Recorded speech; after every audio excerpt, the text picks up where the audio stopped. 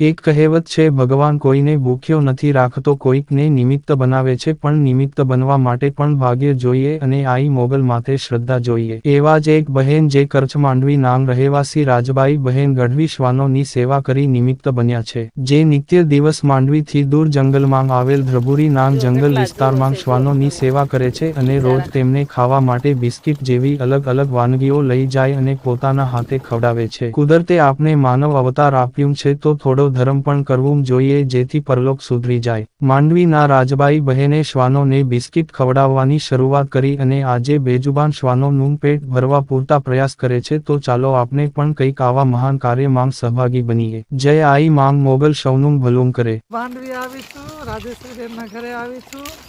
એના ભેગી હું આ બધા કૂતરાને દેવા માટે બિસ્કિટ દેવા માટે નીકળ્યા હતો. ઠેકાણે જોઈને હજારો જીવ છે, એને જોઈને મને એટલી ખુશી થઈ કે વાત મૂકી દે. આ તો ધર્મ છે કે આ લોકોને બીજું કોણ આપે?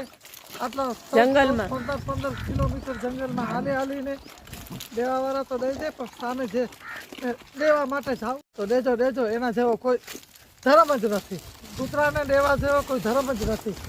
ગાયોને ધર્મ તો મળશે, પક્ષીઓને કોઈ ચૂણ દેશે, પણ આ જે જંગલમાં છે ને બિચારા એને તો કોઈ નહીં દે.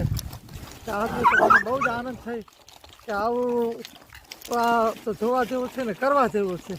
આપણાથી થાય તો કે ફૂલની પાકડી દેશું ને તો પણ આશીર્વાદ મળશે. કુદરત સાક્ષી છે એમાં. સબસ્ક્રાઇબ કરો, બેલ બટન દબાવતા ના ભૂલશો અને ગ્રુપમાં શેર જરૂર કરશો મિત્રો.